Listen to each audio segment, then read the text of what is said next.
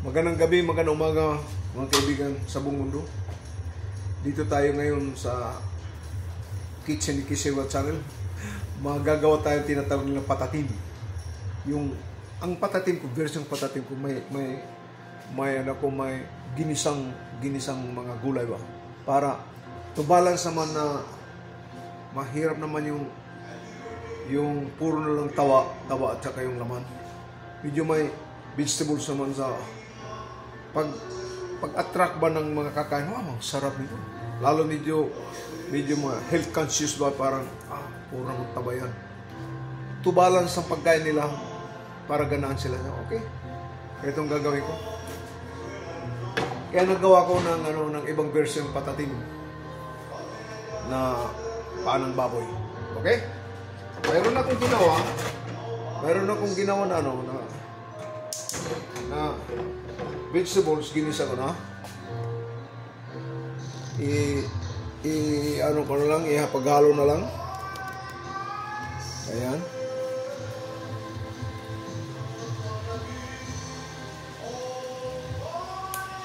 Pasensya na kayo, wala akong cameraman na. Pinamigil lang ito Ito na sauce natin, no? Lalagyan ko pa ng ito, chicken stock, pork bones, chicken bones. Itong pagkaw ko. Itikman mo palagi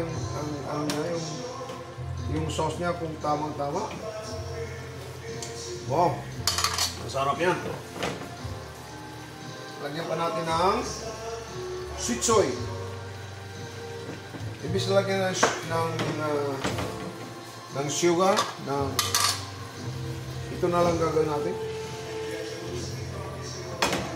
Lalagyan na natin ang patatim. Ayan na. Kita mo na yan. Itong version ko ng patatim. Mga pagpakulo nitong pig feet, mga isang oras kalahati hanggang lumambot. Tapos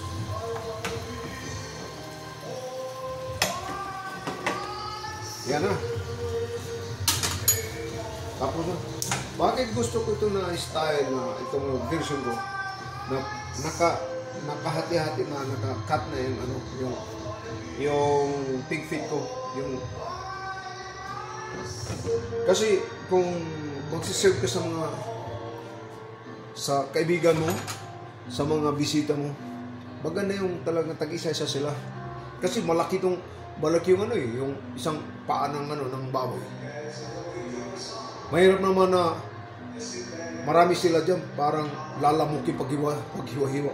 Maganda, isi-serve mo tag-isa-isa, may nakakat na.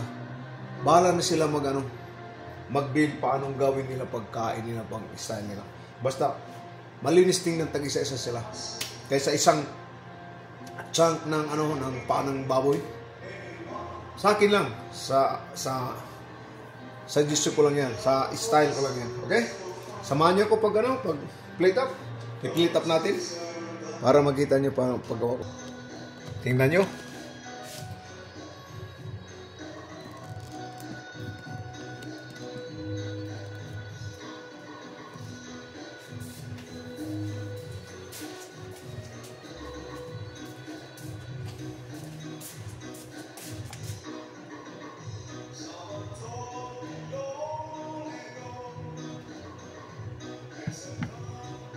Ito.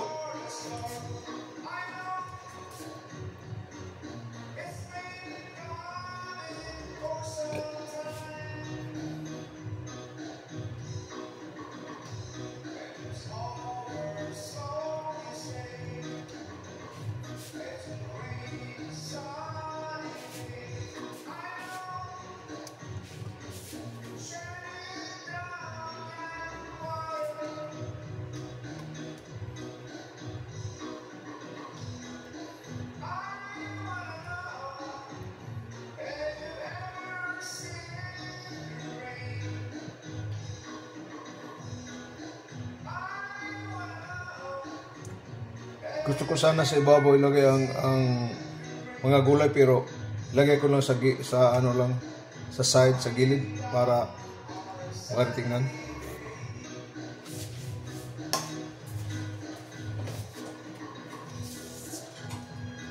Okay. Lalagyan na natin ang sauce niya ng patatim sa gitna. Talaga para makintab tingnan. Saka sa gilid.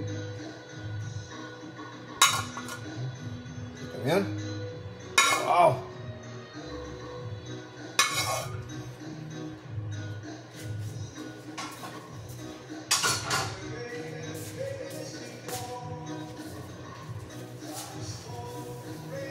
Ito ang version ng Kisilwa Channel na patatim. At saka lalagyan natin ng video dekorasyon para naman ganahan yung kakain ng patatim natin. Tapos nanditong ano natin ang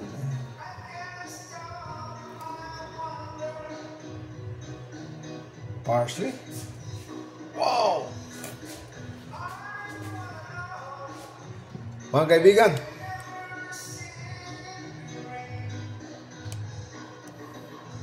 yung patatim natin, oh. Kita mo yan? Wow! Itong ibig sabihin ko na maganda yung patatim na yung individual ba, yung kakatin mo na. Kung may mga bisita ka, hindi na medyo mahirapan sila pag hiwa-hiwa. Maghiwa sila sa harapan nila. Kasi kung malaking ang isang paa, si-serve mo dyan, katapos medyo, lalo kung mga disinti ang mga mga bisita mo, kakain ng patatim na isang paa ng baboy. Hindi mo kung ilan sila, 10 paa ng baboy. Mahirap yan. At saka, hindi nila mauubos yan. Hindi lahat makakaubos ng isang paa ng ano.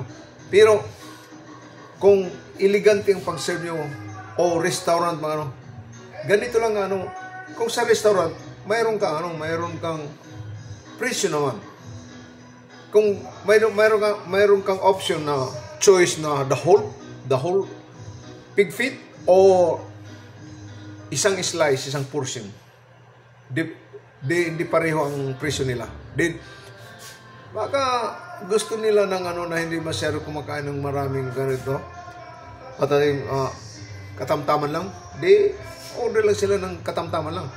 Pero ito ang ito ang style ko na pag-serve ng patatim, kasi linagyan ko ng vegetables, ng mga gulay, para naggisa kong mga gulay para medyo ganahan ang pagtingin ng ng mga bisita mo, di ba? Salamat sa pagsama niyo sa akin sa paano paggawa ko ng Kisinova version patatim from Kisinova Channel. Kung gusto niyo malaman ng trick ko, style ko, ang recipe, mag-comments lang kayo sa Kisinova Channel ko. Comments lang kayo doon. Kung anong tanong nyo, sasagutin ko lang, ipopost ko lang. Salamat. Maraming salamat sa pagsama nyo sa akin, pagsubaybay ng mga pagluluto ko ng pinamilya lang. Ito. Maraming salamat. Ito ang patatim from Kisinova Channel.